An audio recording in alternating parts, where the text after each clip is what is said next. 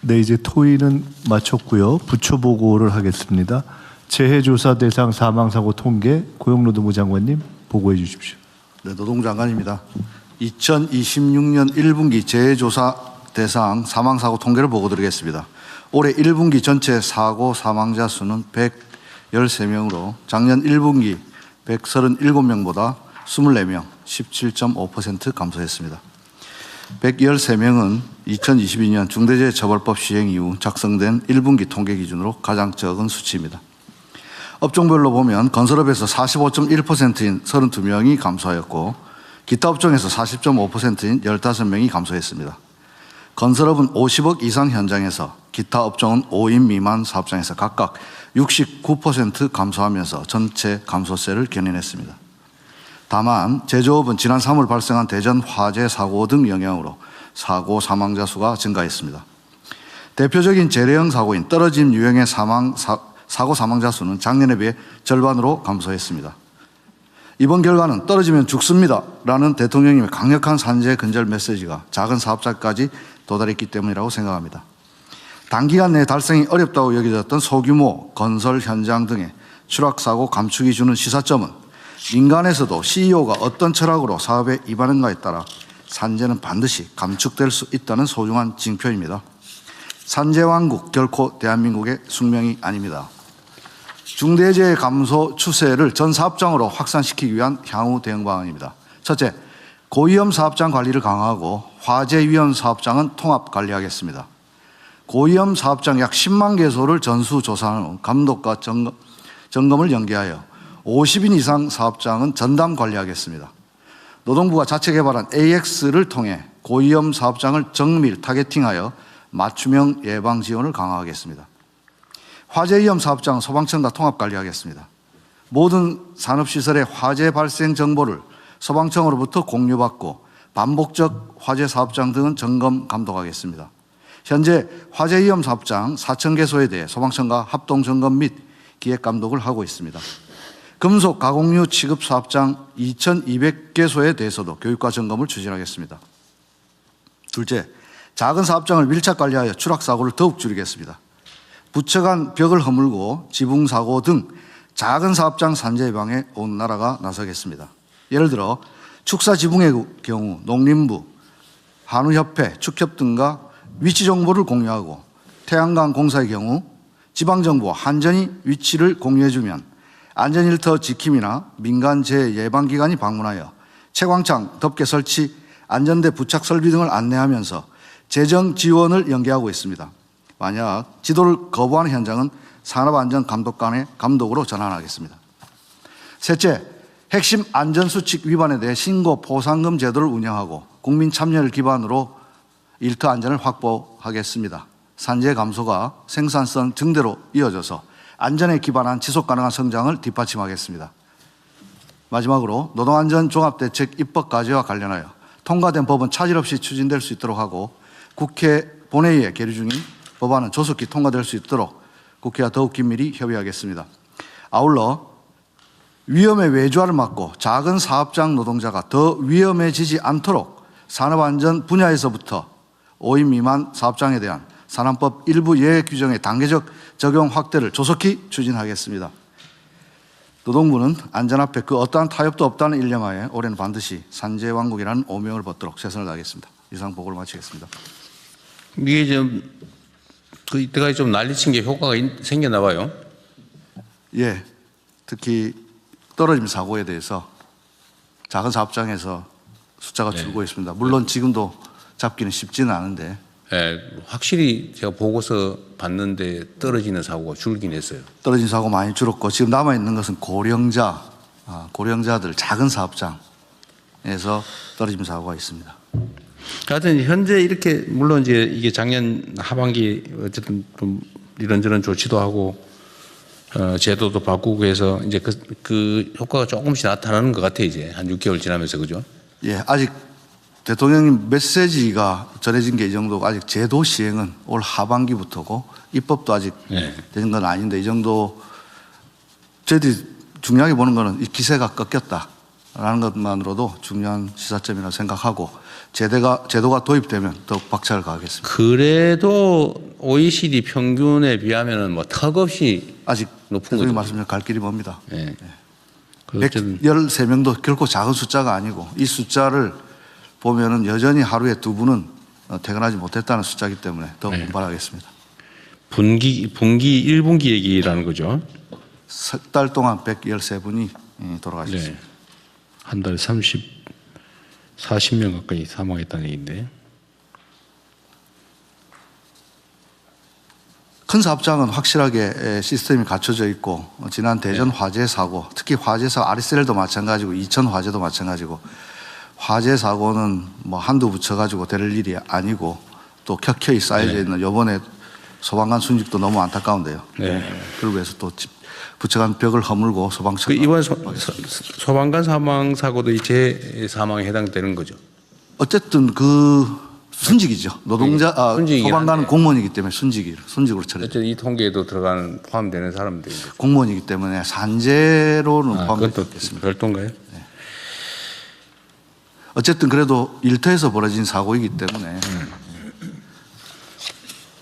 요새 그 주로는 이제 뭐 맨홀 겨울이라서 그럴지 모르겠는데 맨홀에 들어가서 사망하는 맨홀 사고는 요새 또 좀 조용하긴 해요. 네, 대통령 취임 이후에 특히 총리님도 많은 관심을 가지셔가지고 맨홀 사고가 계속 발생했고 이게 여름에 고온에 따라서 특히 일산화탄소 많이 발생해서 맨홀 사고가 많았는데 지금 겨울이라서 그런가?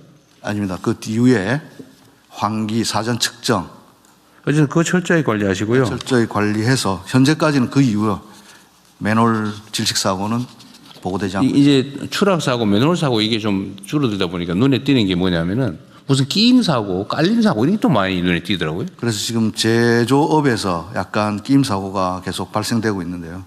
추락 사고에서 떨어지면 죽습니다라고 마찬가지로 끼임 사고를 막기 위한 유일한 방법은 모든 회전체를 점검할 때는 전원을 차단해야 합니다.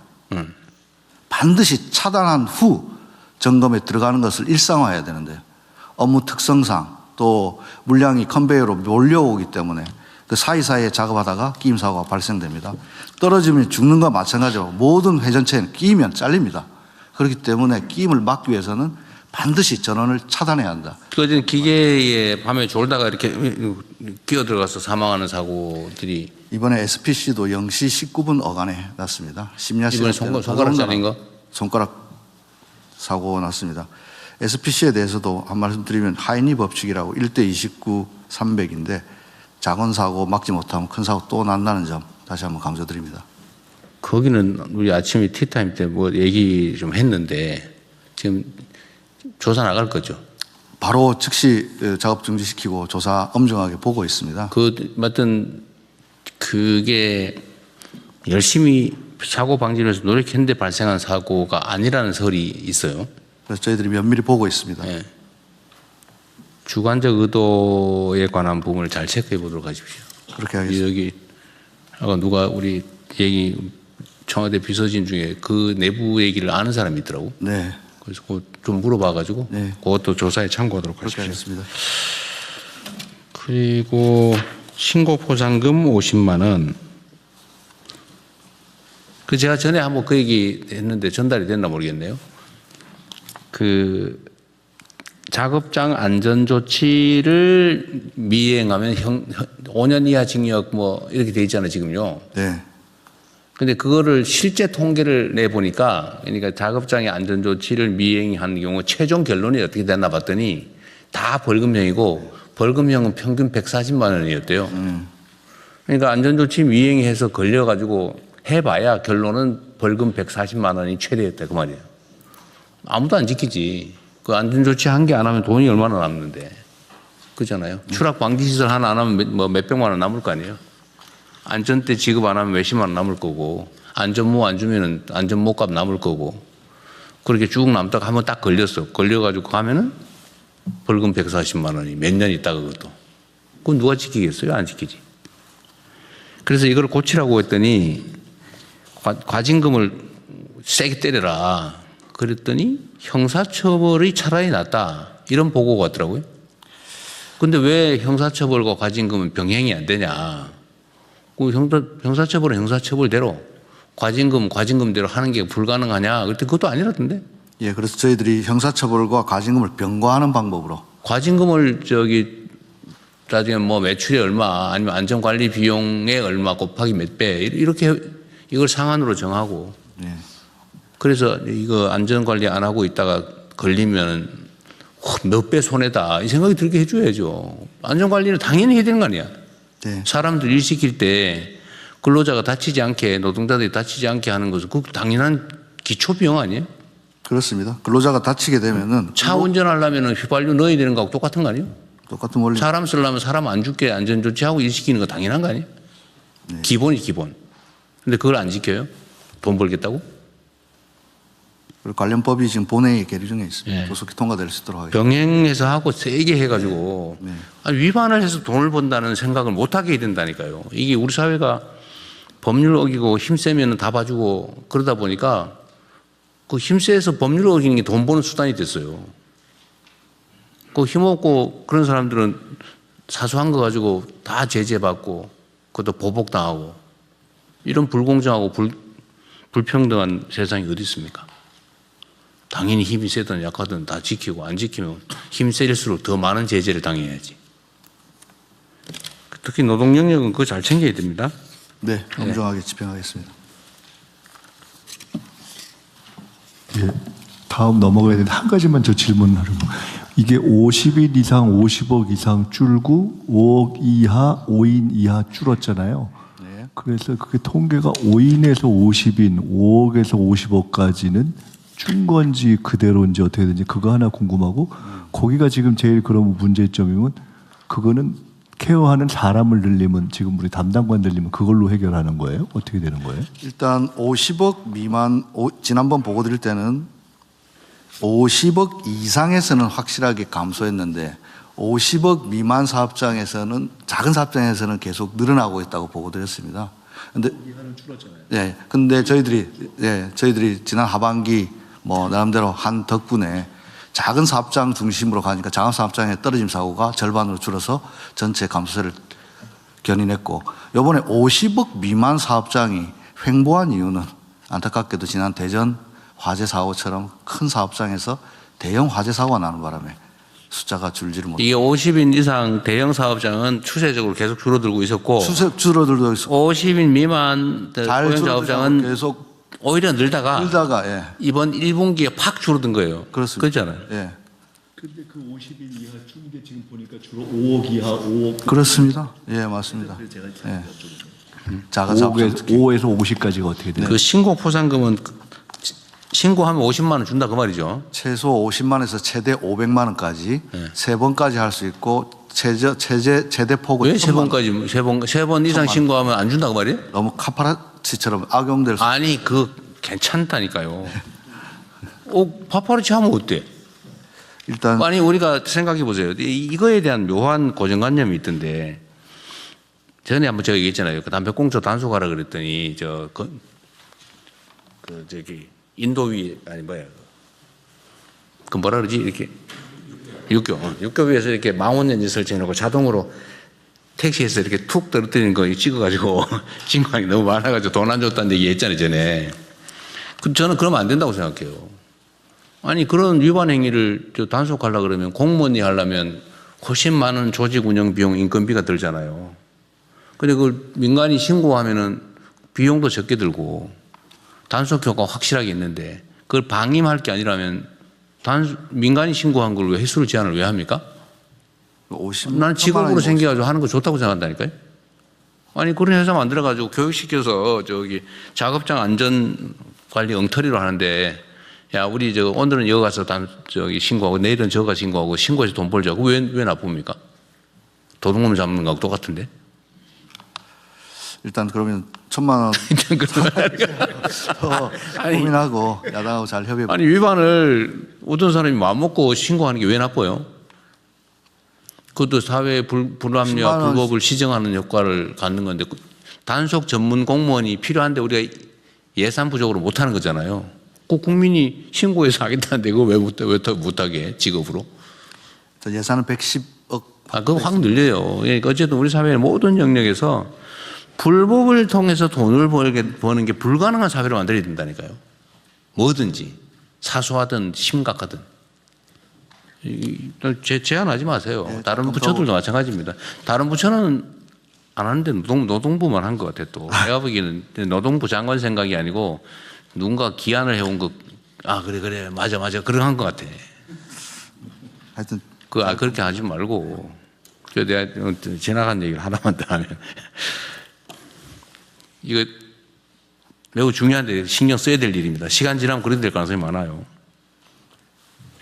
우리 직업 공무원 듣기 불편하더라도 좀 참으세요.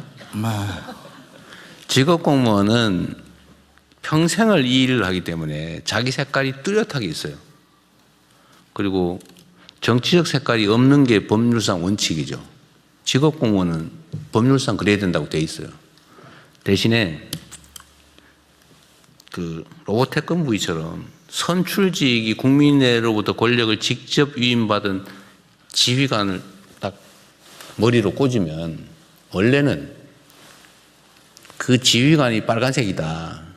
근데 관료 공무원 조직은 예를 들면 회색이다. 그러면은 빨간색을 밑으로 쫙 해서 발끝까지 빨간색을 만들기 위해서 노력해야 돼요. 그렇게 흘러야 돼 계속. 근데 실제는 어떻게 되느냐?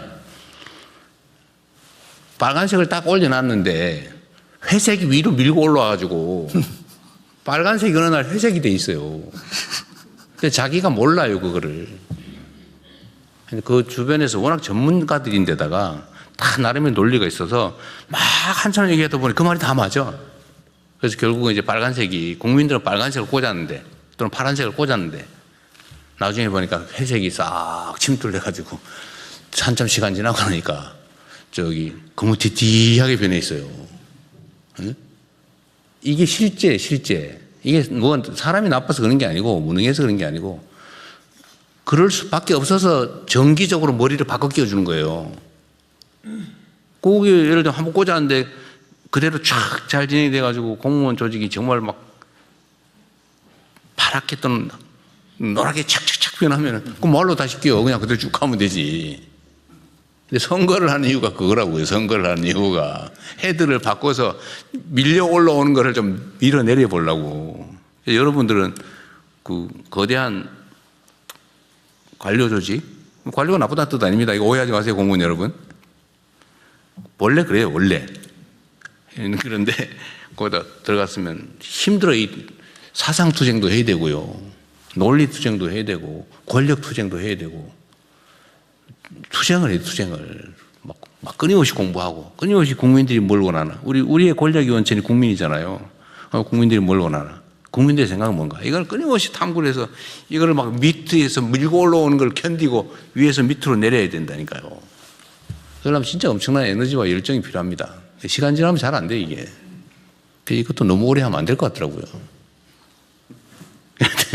하여튼 우리 노동부 장관이 내가 만만해서 자꾸 그러는 건데, 예, 이거 결제한다고 그건 넘어가면 안 돼요. 알겠습니다. 검토하겠습니다. 그들은 나름의 논리가 있어. 다 이유가 있죠. 아까 우리 차관님 그거 규정 그렇게 만드는 거 이게 잔뿌리가 땅에다 딱 대고 있잖아. 기업, 이해관계인 다 있잖아. 이게 끊임없이 이거 회색을 주입한다니까요. 쫙 대고 있잖아 이렇게. 그러니까 이거를 잘 견뎌야 돼. 이거를 우리가 공심이라고 하잖아요. 공심, 공적 마인드. 그 지키는 거 쉽지 않아요. 저도 맨날 그래서 내가 여러분들 보고에만 의존하지 않고 내가 이거 나도 지금 회색으로 안 변하려고 정말 엄청 노력하고 있어요. 나 너무 말이 길었네. 다음 읽지하십시다. 선출직과 관료제의 민주주의의 이론에 대해서는 어디 가서 강의하시면 돈 좀 벌. 그래요. 이러다 쫓겨날 가능성이 많아요. 다음 네. 넘어갈까요? 네. 예. 예, 그러면 다음은 25년 하반기 지역경제 동향 및 평가를 재경부 차관께서 보고해 주십시오. 예, 25년 하반기 지역경제 동향 및 평가입니다. 먼저 동향입니다. 25년 하반기 지역 고용은 상반기 대비 양과 질에서 모두 개선되었습니다. 25년 하반기 비수도권 취업자 수는 중간에 왼쪽 그래프를 참고해 보시면 20만 명이 하반기에 증가하여 상반기 9만 8천 명이 는 것에 비해서 증가폭이 2배 이상 대폭 확대되었습니다. 고용률도 63.2%로 상반기보다 0.8%포인트 늘어났고 청년 고용률도 동일한 규모로 상승하였습니다. 업종별로는 중간에 가운데 그래프입니다. 도소매 숙박음식업의 경우 상반기에 마이너스 1.5만 명에서 하반기에 플러스 1.4만 명으로 증가 전환하는 등 내수와 밀접한 서비스업 중심으로 고용이 확대되었습니다.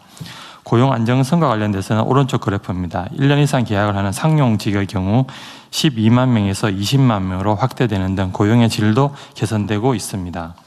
정부 출범 전후 6개월을 비교한 통계를 비교 시 통계 작성 이래로 역대 정부 중 유일하게 비수도권 취업자 증가폭이 확대되었습니다. 그간의 내용을 보면 감소세 전환한 적이 한 번, 증가세가 약화된 경우가 4번인데 이번에는 증가세가 확대되었습니다. 그리고 고용 외에도 상권, 교육, 인구 등 여타 민생 체감 부문에서도 지방 중심의 활기가 회복되고 있습니다. 소상공인 전통시장 체감 경기가 죄송합니다.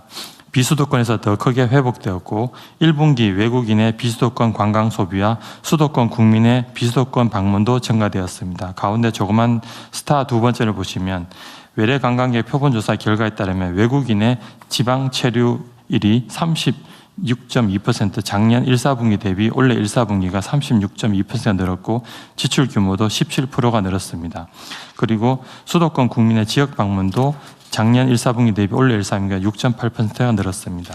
대학 경쟁률도 수도권보다 비수도권 대학에서 더 큰 폭으로 상승하였습니다. 인구 감소 지역 89곳 중에서 22곳에서 인구가 반등하였습니다. 다음 페이지입니다. 평가 및 향후 대응 방향입니다. 정부의 지방 중심 내수 경기 활성화 정책과 민간의 일자리 창출, 지역 소비 등의 활력 회복 노력이 결합된 결과로 보고 있습니다. 새 정부 출범 후 31조 8천억의 추경과 민생회복 소비 쿠폰 등의 정책 효과로 내수 중심의 경기 회복이 본격화되었습니다. GDP 안에서도 하반기에 1.7%가 증가하였는데 이 중에 내수의 기여도가 1.1%포인트입니다. 특히 소비 쿠폰의 비수도권 추가 지급, 지역사랑 상품권의 비수도권 할인율 확대 등 지방 우대 지원과 지방 살리기 상생 소비 활성화 방안을 작년 하반기에 추진하였습니다. 이러한 것이 지방 중심의 소비와 관광 붐업을 추진했다고 판단하고 있습니다. 그리고 비수도권 소재 공공기관의 지역 인재 채용도 확대되고 있습니다. 가운데 중간에 조그만 표를 보시면 비수도권 소재 공공기관의 지역 인재 채용 실적이 24년에는 9,500명에서 25년에는 12,700명으로 늘었습니다. 이외에도 복지, 일자리 창업 등 재정 사업에서도 지방 우대 강화 노력을 계속하고 있습니다. 향후 대응 방향입니다. 지역 경제 회복의 온기가 확산되도록 민생 안정과 균형 성장에 더욱 박차를 가하겠습니다. 중동전쟁 등 대내외 불확실성이 지역 경제의 하방 요인이 되지 않도록 내수 민생 관련 추경 사업을 신속히 집행하겠습니다. 두 번째로 지역 일자리 확대 흐름을 이어가기 위해 비수도권의 창업 활성화와 일자리 창출, 지방 청년의 직무 역량 강화도 지원하겠습니다. 모두의 창업 프로젝트를 통해 총 5,000명의 혁신 창업가를 발굴하되 비수도권 창업가를 70% 이상 선발토록 하겠습니다. 청년의 취업 역량 강화와 일 경험 제공, 회복 지원을 위한 청년 뉴딜의 핵심 과제도 지방 청년을 우대하겠습니다. 예를 들어 직무 교육을 위한 K 뉴딜 아카데미 참여 수당을 비수도권은 50만 원으로 차등하고 청년 일자리 도약 장려금의 지원 대상도 비수도권의 경우는 산단내 중견기업에서 전체 중견기업까지 확대하여 이번 추경을 통해서 10,000명을 추가로 인원을 확보하였습니다. 마지막으로 5급 3특 성장 엔진 선정 지원과 메가특구 도입, 지방 재정 인력 중심의 지방 투자 패키지 지원 등 지방 주도 성장 과제를 지속적으로 발굴하여 중점 추진해 나가겠습니다. 이상 보고를 마치겠습니다. 근데 이거 참 놀라운 게 작년 하반기에 이제 우리가 새 정부 들어서서 네. 사실 뭐 조금 노력을 했는데 그래도 많이 노력한 건 사실은 뭐 생난리를 칠 정도 하긴 했죠. 그런데 뭐 재정 수단이나 아니면 뭐 어떤 정책 수단이 그렇게 많지는 않았는데도 어쨌든 지방이 이렇게 추세적으로 줄어드는 데인데 작년 하반기는 이렇게 네. 지방의 고용도 늘어나고 어쨌든 조금 활성화된 측면이 있나 봐요. 예. 내수 경기를 중심으로 좀 더 올라간 걸로 보입니다. 올해는 작년보다는 더 지방 활성도가 좀 더 올라갈 텐데. 더욱더 객관적으로는 그렇죠. 그 정책 효과라고 하는 게 우리가 생각하는 것 이상인가 봐요. 저는 이게 이래가지고 또 어느 세월에 효과가 있을까 그랬는데 생각보다 빨리 네. 크게 나타난 것 같습니다. 자신감을 가지고 지방 살리기 균형 발전 정책은 더 열심히 해야 되겠습니다. 대통령님, 그 지역 경제 관련해서 관광 쪽. 네네네. 관광 중요하죠. 네, 올 들어서 1분기 우리나라를 찾은 외국 관광객이 500만 명이 넘었습니다. 1분기에만? 네네네. 전년 대비 23% 증가했는데요. 작년 전체 증가율이 9%였습니다. 그러니까 매우 크게 지금 증가하고 있는 상황입니다. 그런데 특히 눈에 띄는 것은 지역 방문이 크게 늘고 있습니다.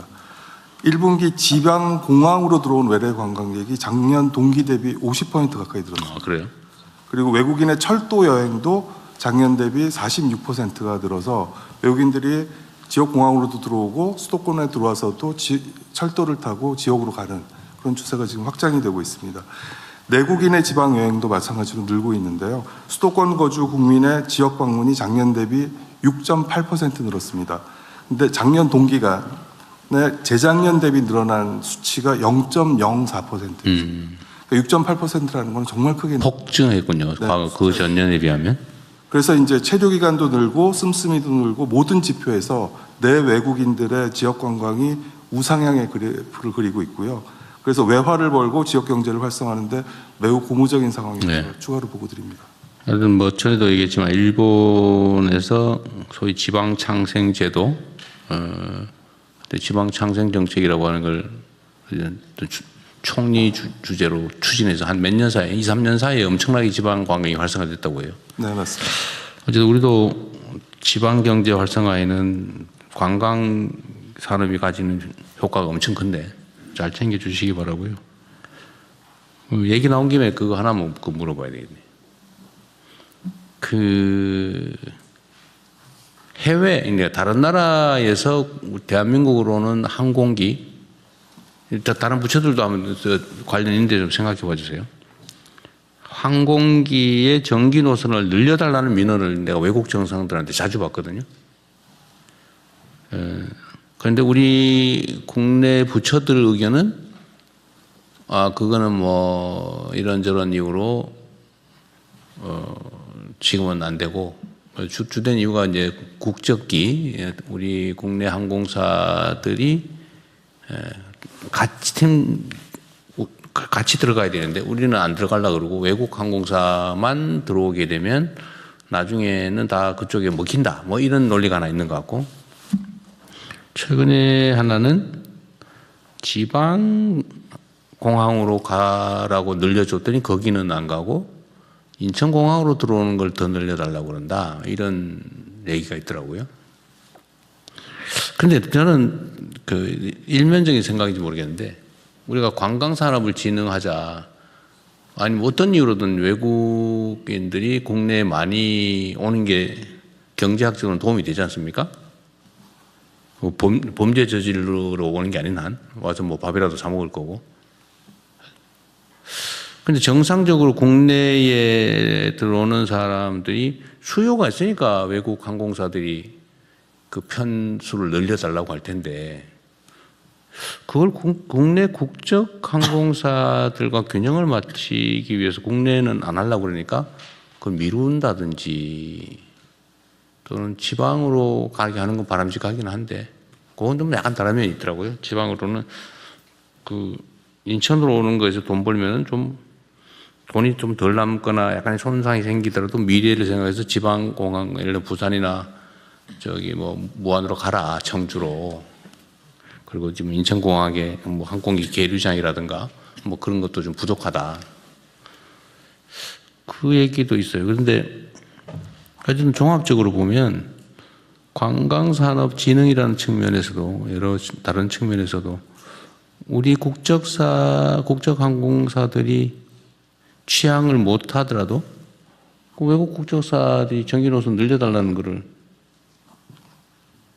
좀 적극적으로 늘려줘야 되는 거 아닌가 이 생각이 좀 드는데 같이 잠깐만 얘기 한번 해볼까요?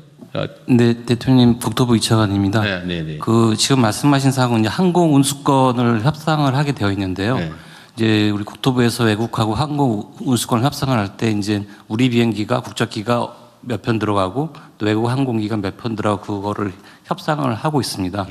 지금 말씀하신 것처럼 별로 우리한테는 비인기 노선인데 외국한테는 그 수요가 있다. 그건 거꾸로 생각을 해보면 우리한테도 그거는 좀 있다는 얘기지. 그럼 다시 한번 그 노선은 어떤 노선이 저희가 다시 한번 확인을 해보고 그 외국하고 운수 협상을 할 때 운수권 협상을 하도록 하겠습니다. 아니 이제 뭐 구체 짜증 어느 특정 국가를 얘기하기 좀 그런데 그게 이제 경유하는 경우도 있고 우리는 경유 노선이 없고 그쪽은 경유를 하는 경우이기 때문에 그쪽은 수요가 있는데 우리는 수요가 부족하다. 뭐 이런 경우도 있다 그러고. 예. 그러한 사항에 대해서 어쨌든 간 그 이용객 편의 측면에서도 직항이 더 생기면 우리는 좋은 거기 때문에요. 어쨌든 간 운수권 협상을 할 때 같이 검토를 해보도록 하겠습니다. 제가 나중에 어느 나라인지는 나중에 내가 따로 알려줄게요. 예. 따로 알려줄 텐데. 하여튼 그리고 말씀하신 그 지방공항하고 인천공항하고 서로 이제 당연히 버스로 말하면 인기 노선은 많이 배치하고 싶고 비인기 노선은 하기 싫은 게 이제 뭐 항공업계 뭐 속성이고요. 그래서 저희가 얘네들이 슬롯 배정을 할 때 인천공항을 우선하는 게 아니라 비인기 지방 노선을 개설을 하면은 거기에 대한 인센티브로 인천공항 슬롯을 할 때 반대급부로 주는 것도 저희가 검토를 하고요. 그렇게 지금 많이 좀 진행을 하고 있습니다. 네. 그 저도 버스 노선 조정을 하는 경험이 있어서 이것도 뭐 비슷하겠다 싶은데 문제는 버스 노선은 우리가 국내에서 강제할 수가 있는데 그 비행 노선은 그건 외국이라서 우리가 어떻게 할 수가 없는 측면이 있잖아요. 이제 내가 어디도 보니까 부산으로 가기로 했는데 그걸 늘려줬더니 하나도 안 가고 있다고. 근데 그거 뭐 돈 안 되니까 안 가는 걸 너 강제로 가라. 대신에 너 가기로 했으니까 인천공항 너 한 개 하지 마. 뭐 이럴 수도 없는 거 아니에요. 아, 근데 만약에 운수권을 확보를 하고 취항을 했는데 80% 미만으로 운행을 안 하면 그 운수권을 저희가 회수를 합니다. 근데 그거 하면 예를 들면 그 지방 가는 거 안 갔으니까 너는 그러면은 저 인천공항으로 오는 그 노선은 손님이 있는데 들락날락 가는 손님이 있으니까 비행기가 왔다 갔다 할 거 아니에요. 예. 근데 너 다니지 마. 이러면 우리 손해 아니에요? 예, 근데 다른 우리 국적기에서도 다른 항공사가 취항을 할 수가 있기 때문에요. 만약에 지방공항을 운행을 하기로 하고 그거의 조건으로 또 인천공항도 같이 취항을 했는데 지방공항은 뭐 운행은 안 하고 인천만 한다 그러면은 그거는 이제 뭐 조건에 위배가 되니까 검토해 볼 만. 문화관광부에서도 그거 한번 같이 의논을 한번 해보세요. 다른 나라에 우리 관광객을 늘리려면 교통이 편해야 되는데 그게 잘 없으면 안 올라 그러겠지. 네, 그렇게 하겠습니다. 그리고 지역 관광 쪽에서 더 급한 거는 사실 지역 콘텐츠, 관광 콘텐츠 개발과 상품을 더 활성화시키고 그걸 홍보를 하게 되면 많은 사람들이 오게 되면 이제 정기 노선이 생기거든요. 수익성이 되기 때문에 그 전까지는 이제 비정기 전세기를 통해서 이제 보통 수요를 충당하는데요. 지금 이렇게 지역 관광이 늘어나는 거는 K컬처를 외국인들이 이제는 찐 체험하고 싶은 그런 수요가 늘어나는 것 같습니다. 그래서 그렇죠. 이제 저희도 정책적으로 이 흐름을 잘 유지시키기 위해서 여러 네. 상품들을 개발하고 있는데요. 국토교통부랑 같이 협의해서 네. 그런 노선을 늘릴 수 있도록. 그리고 지역 관광이나 아니면 국내 관광의 최대 장애 요소는 일종의 그 생활 문화거든요. 바가지 씌우기, 외국인 뭐 경멸하기. 네. 예, 요즘은 그걸 많이 쓰는데 바가지는 여전히 좀 많은 것 같고 불친절 뭐 이것도 많이 없어진 것 같긴 해요. 그런데 체계적인 관광 자원 부족 이런 것도 있을 수 있는데 그 관광 새마을 운동 같은 거 한번 해보시면 어때요? 예를 들어 해당 지역에서 관광유치위원회나 뭐 관광유치 이런 거 하는 사람들 모아가지고 음식점이나 뭐 관련 시설이나 아니면 뭐 자영업자들 있잖아요. 우리 동네 계곡이 멋있는데 이런 거 유치하자 이런 사람도 있을 수 있는데 그거 다 묶어가지고 뭐 뭔가 같이 할 수도 있지 않을까요? 뭐 예를 들면 행정기관에 좀 지원도 좀 해주고. 네, 지역에 지금 그런 관광 관련된 활동가들이 또 많이 있습니다. 네, 그 그러니까요. 활동가들을 지원해서 관광 지금은 따로따로 투자 놀고 있는데. 사업이라고요. 네네. 새벽종 훈련 이런 거 한번 해보면 어떡하십니까? 네, 알겠습니다. 네. 저 문화부 장관님 시도 단위는 관광협의회가 민관 같이 구성이 돼 있거든요. 근데 시군구의 관광협의회가 거의 없습니다. 그래서 시군구 협의회도 그런 게 있군요. 만들어서 이런 뭐 지금 대통령이 말씀하신 새마을 운동 이런 걸 해주시면 어떨까요? 한번 생각해 보세요.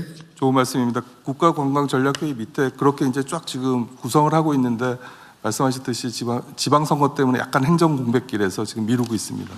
지금 우리가 어디라고 말하기는 어려운데 그 지방 정부 중에 하나 잘 되는 곳이 몇 군데 있죠. 네, 있습니다. 아마 미어 터져가지고 너무 많이 온다 싶은 생각이 드는 데가 있긴 해요. 그건 이제 배부른 소리인데 하여튼 그런 정도로 다른 데는 안 되니까 네. 와서 뭐 가게에서 음료수라도 하나 사 먹든지 밥이라도 한 끼 팔고 그런 게 다 지역 경제에 도움이 되잖아요. 관광객 몇 명이 오면 그러니까 상주 인구 1명과 같은 그 효과를 가지는 게 몇 명이라 그랬어요? 내국인은 62명이 오면 한 명의 상주 인구가 62명이 왔 들락날락 하면 한 명이 상주 인구랑 같다. 네.